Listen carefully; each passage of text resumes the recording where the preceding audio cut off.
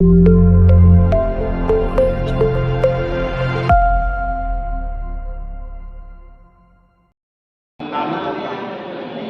जी हम सभी को अपने उपहार से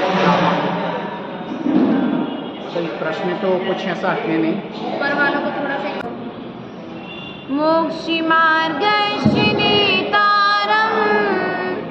वित्तारं कर्म भूवितां जातारं विश्वतत्त्वानां वन्दे तद्गुणलब्धये वन्दे तद्गुणलब्धये गुरुवापान्तिनो नित्यं ज्ञानदर्शननायिका चारित्राणुगम्भीर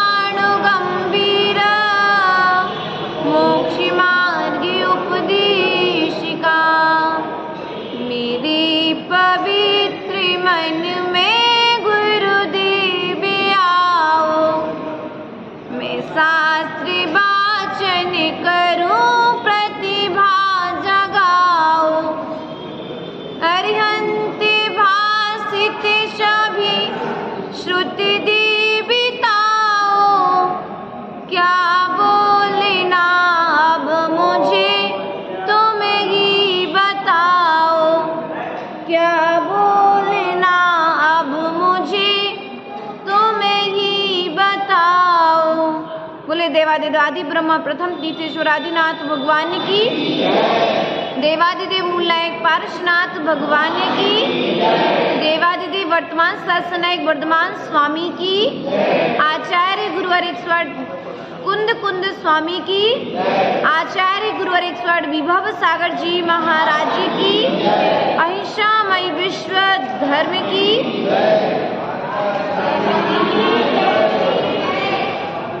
प्रिय बंधुओं, चलते हैं द्वादशांग माँ जिनवाणी के श्री चरणों में नमस्कार करते हुए आचार्य भगवंत कुंद कुंद स्वामी के शिष्य आचार्य भगवंत उमा स्वामी के जीवन परिचय की ओर थोड़ा सा प्रकाश डालते हैं, क्योंकि गुरु से शिष्य का और शिष्य से गुरु का परिचय होता है, ऐसा वर्तमान में देखने में मिल रहा है और पूर्वाचार्यों के ग्रंथों को उठा करके देखा तो यह बात ज्ञात हुई है। प्रिय बंधुओं, आचार्य भगवंत उमा स्वामी जी महाराज, जिनका विश्व विख्यात कहना चाहिए जैन दर्शन में प्रमाणिक ग्रंथ, यदि कोई ग्रंथ है तो वह ग्रंथ वर्तमान में तत्वार्थ सूत्र जी ग्रंथ है। ऐसा भी कहने में और सुनने में आता है कि यह तत्वार्थ सूत्र जो महान ग्रंथ है, इस ग्रंथ से ऐसा कोई भी विषय अछूता नहीं रह गया जिस विषय के लिए आचार्य भगवंत ने उमा स्वामी जी ने इस ग्रंथ में ना डाला हो। तीन लोक के समस्त जीवों की रचनाएं कैसे क्या है, कहाँ पर क्या है, किस प्रकार से है, सभी तरह के व्याख्यान अपने अल्प शब्दों में उन बातों को प्रस्तुत किया है। प्रिय बंधुओं, आचार्य भगवंत उमा स्वामी जी महाराज का परिचय यह ग्रंथ देता है कि यह कितने महान आचार्य थे।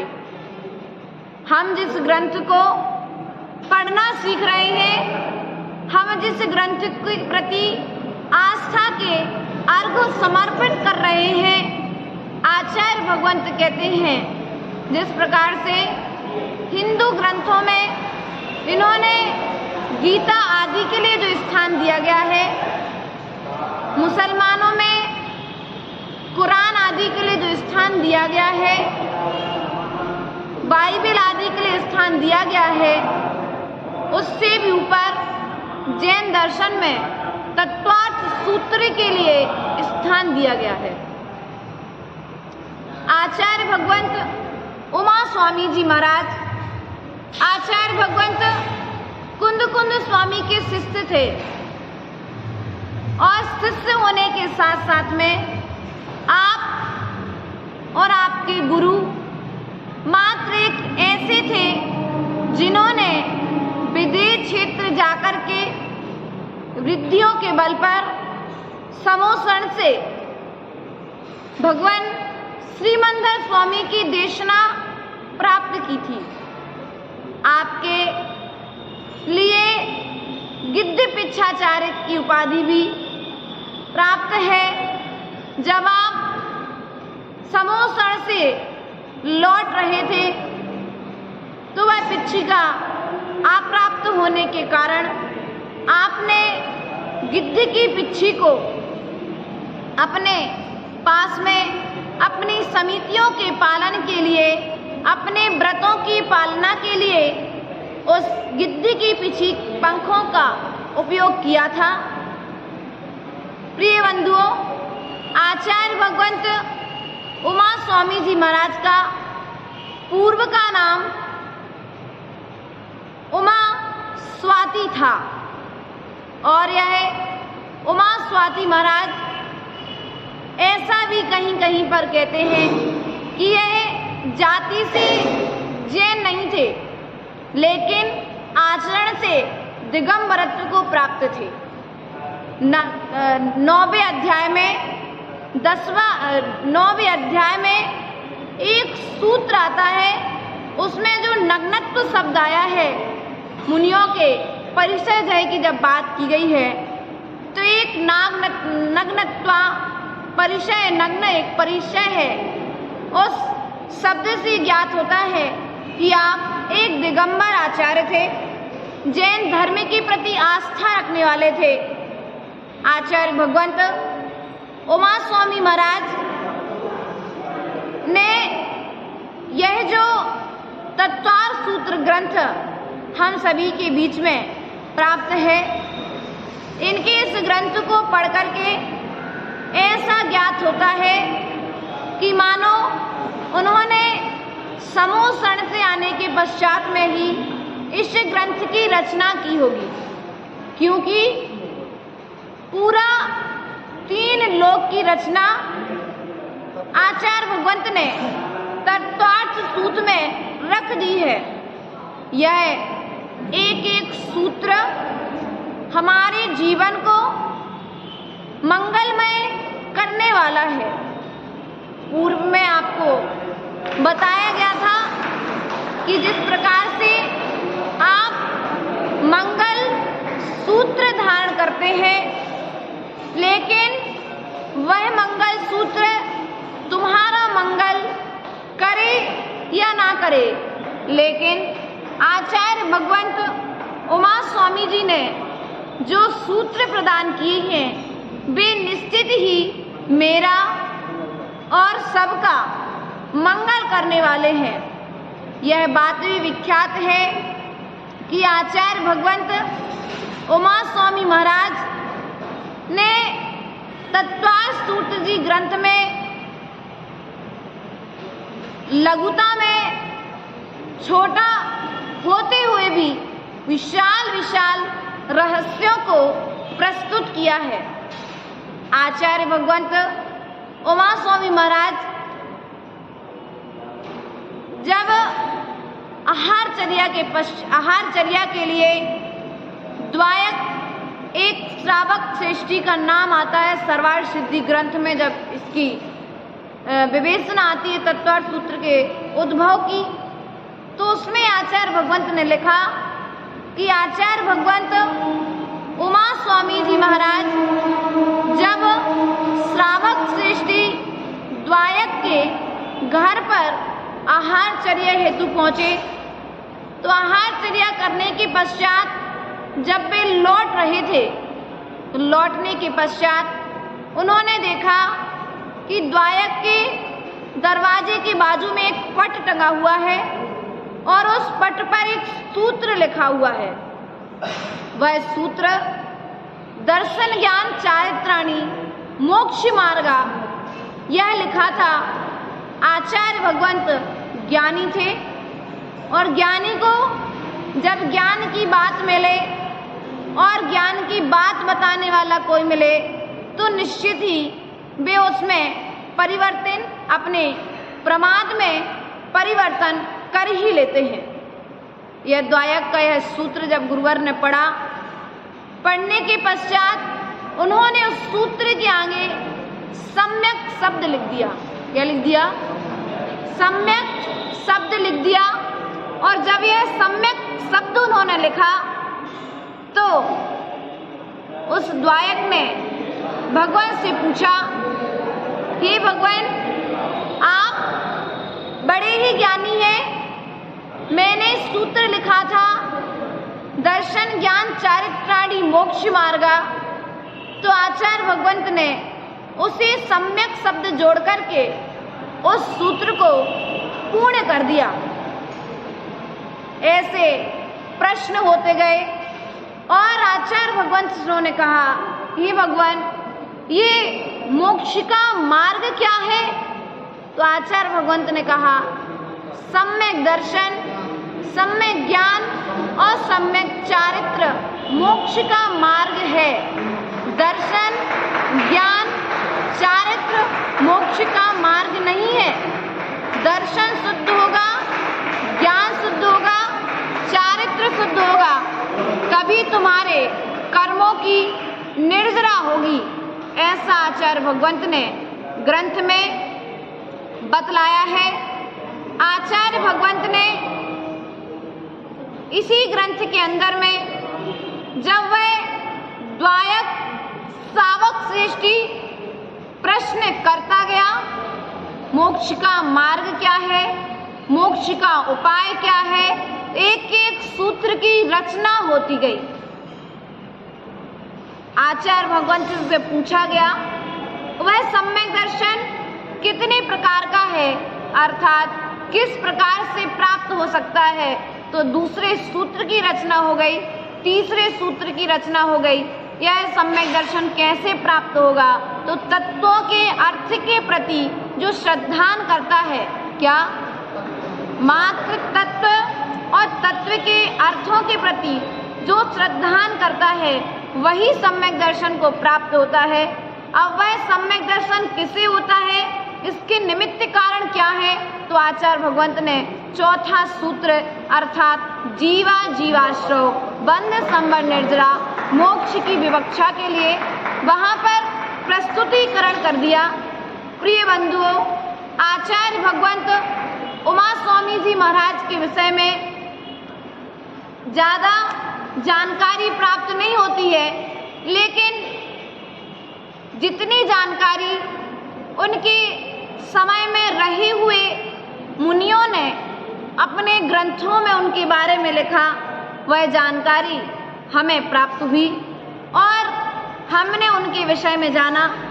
ऐसा भी कहते हैं कि आचार्य भगवंत उमा स्वामी ने एक श्रावकाचार्य भी लिखा था। क्या लिखा था? उमा स्वामी श्रावकाचार्य के नाम से जो प्रसिद्ध है, जिसमें श्रावक की समस्त क्रियाचर्याओं का वर्णन किया गया है। उमा स्वामी के पश्चात समंतभद्र स्वामी हुए।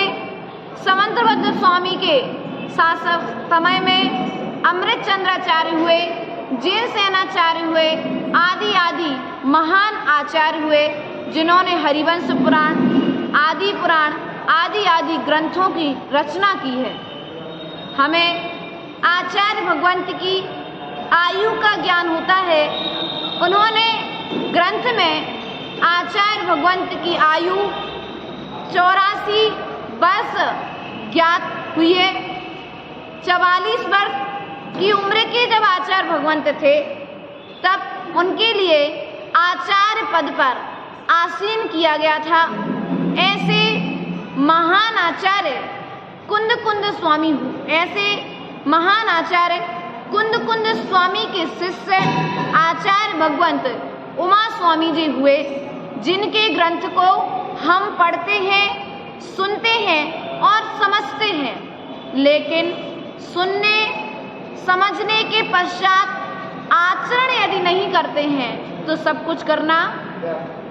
दुकान खोल ली जाए, सामान भी बहुत भरपूर रख लिया जाए, लेकिन ग्राहक ना आए तो दुकान खोलना, सामान रखना आपको बेकार सा प्रतीत होता है। उसी तरह से हमें विचार करना है, हमें चिंतन करना है, हमें स्वयं इस ग्रंथ का आचरण करना है। आचार्य भगवंत ने कहा कि ऐसा भी प्रमाण है कि इस तत्वार्थ सूत्र ग्रंथ का जो पाठ करता है उसे एक उपवास का फल प्राप्त होता है, लेकिन शुद्ध उच्चारण के साथ में, अर्थों के ज्ञान के साथ में जो पाठ करता है उसे उपवास का फल प्राप्त होता है। जो अर्थ भी शुद्ध नहीं है और उच्चारण भी जिनका शुद्ध नहीं है, उनके लिए एक उपवास का फल नहीं मिलता है। इसलिए हमें प्रयास और पुरुषार्थ करना चाहिए। जैसे हमने अपने हृदय का हार कंठ के स्वरों में भक्तांबर जी के लिए डाल करके रखा है, श्वास श्वास में भक्तांबर को गुंजायमान करके रखा है, उसी तरह से हमें इस रचना अर्थात उमा स्वामी महाराज की इस लघु रचना के लिए अपने जीवन में विशालता लाने के लिए ग्रहण करने का प्रयास करना चाहिए। जैसे आप बच्चे को बचपन में नमोकार मंत्र सिखाते हैं कि भैया जिसे नमोकार मंत्र आता है वह जैन है, जिसे भक्तांबर आता है वह जैन है, जिसे मेरी भावना आती है वह जैन है। आचार्य भगवंत कहते हैं इन सब के अलावा भी थोड़ा सा आगे बढ़ो, जिसे तत्वार्थ सूत्र का ज्ञान है वह जैन है, जिसे तत्वार्थ सूत्र का भी ज्ञान नहीं हुआ है उसने विश्व को जानी नहीं है। क्योंकि पाप को छोड़ने का उपदेश, पाप को जानने का उपदेश इस तत्वार्थ सूत्र में दिया गया है। पाप और पापों से भय, पाप का फल आचार्य भगवंत ने बताया। नरक कितने होते हैं, नरकों में क्या होता है, नरकों में किस प्रकार की वेदनाएं दी जाती हैं, किस प्रकार से हमने नरकों में दुख उठाए हैं, इस विषय का वर्णन देवों के चौथे अध्याय में देवों के स्वर्गों का वर्णन किया गया है और 5वें अध्याय से अजीव तत्व का वर्णन किया गया है। 6वें और 7वें अध्याय में आश्रव तत्व का वर्णन किया गया है। 8वें अध्याय में बंध तत्व का वर्णन किया गया है और 9वें अध्याय में निर्जरा और 10वें अध्याय में मोक्ष तत्व का वर्णन किया गया है। आपने अभी अष्टपावड़ ग्रंथ पर वाचना सुनी थी। उसके पूर्व में आचार्य भगवंत कुंद स्वामी ने भी इन 7 तत्वों को समझाने के लिए, विभाव से स्वभाव की ओर आने के लिए आचार्य भगवंत ने इन 7 तत्वों पर समयसार ग्रंथ लिखा और इसी 7 तत्वों को समझाने के लिए प्रदीप जी, इन्हीं 7 तत्वों को समझाने के लिए आचार्य भगवंत ने तत्वार्थ सूत्र ग्रंथ लिखा। इस तत्वार्थ सूत्र ग्रंथ में 357 सूत्र लिखे गए हैं, उनके अर्थ बतलाए गए हैं। आचार्य भगवंत कहते हैं कहीं कहीं पर श्वेतांबर मान्यता में इसी ग्रंथ में 344 सूत्रों का मान्य अर्थात उल्लेख किया गया है।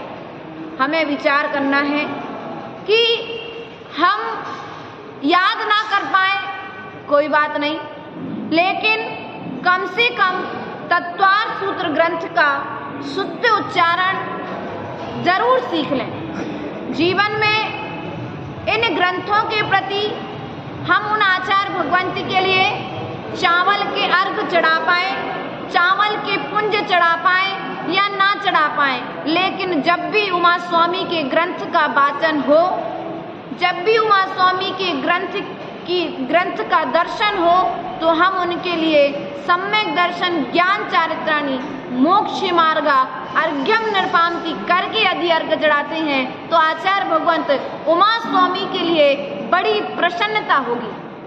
वे स्वर्ग में हैं, लेकिन स्वर्ग में होते हुए भी उनका ध्यान हम पर होगा।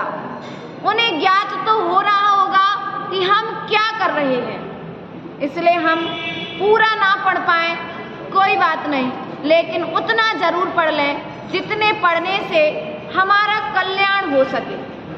द्वादशांग बहुत विशाल है, लेकिन हम द्वादशांग के लिए जितना भी अभी हमें प्राप्त है वह समुद्र की एक बूंद के बराबर भी, अर्थात राई के दाने के बराबर भी हमें द्वादशांग प्राप्त नहीं है क्या प्रदीप भैया? हमें राई के दाने की एक बूंद के बराबर भी अभी ज्ञान प्राप्त नहीं है। अष्टपाहुड़ में से 44-43 पाहुड़ प्राप्त है कुंद कुंद स्वामी के, और कुंद कुंद स्वामी के उन 44-43 पहाड़ों का संक्षेप सार आचार्य भगवंत उमा स्वामी उनके ही शिष्य आगे जो परिपाटी चली आई है, उन्होंने उस उन्हीं ग्रंथों के अध्ययन से हमें प्रदान किया है। तो हमें प्रयास और पुरुषार्थ करना चाहिए। हम पढ़ नहीं सकते कोई बात नहीं है, लेकिन हम सुनने का प्रयास करें, क्योंकि जो सुनेगा वही जीवन में गुथेगा, क्योंकि आचरण वो नहीं कर सकता जो सुन नहीं सकता। सुनना क्या है और सुनाना क्या है? जिसको सुनने से कर्म की निर्जरा हो वह सुनना है, जिस बात को सुनाने से कर्म की निर्जरा हो वह बात सुनाना है। आचार्य भगवंत उमा स्वामी के श्री चरणों में जब उनके शिष्य बैठते थे तो उन्होंने तत्वार्थ सूत्र सुनाया, उन्होंने तत्वार्थ सूत्र सिखाया। तो हम भी अपने पास में जब हमारे घर के पौत्र वधु बैठे तो हमें उन्हें तत्वार्थ सूत्र की बात सिखाएं, तत्वार्थ सूत्र का ज्ञान कराएं, क्योंकि जब तक जीव के लिए पाप का ज्ञान नहीं होगा, क्या नहीं होगा? पाप का ज्ञान नहीं होगा तो पाप नहीं छूटेगा। या तो पाप का ज्ञान करा दो या फिर पाप का फल का ज्ञान करा दो। क्या करा दो? या तो पाप का ज्ञान करा दो या फिर पाप के फल का ज्ञान करा दो, पाप छूट जाएगा। आपको यह कहने की आवश्यकता नहीं है कि पाप छोड़ो, आप पाप का फल बताइए ना। पाप का फल क्या है? नरक कौन जाता है? स्वर्ग कौन जाता है? दरिद्री कौन होता है? भिखारी कौन होता है? आदि आदि इन सब बातों का आप ज्ञान कराइए। क्या कराइए? इन सब बातों का आप ज्ञान कराइए। आचार्य भगवंत ने दर्पणवत होकर के हमारे सामने तीनों लोकों की व्यवस्थाओं को प्रस्तुत किया है, तो हम भी प्रयास और पुरुषार्थ करें, उनके इस ग्रंथ का आचरण करें और आचरण करके इस संसार सागर से छूट करके सिद्धालय की यात्रा को तय करेंगे। इन्हीं भावनाओं के साथ बोलिए परम पूज्य आचार्य गुरुवर 108 उमा स्वामी जी महाराज की, परम पूज्य आचार्य गुरुवर 108 विभव सागर जी महाराज की।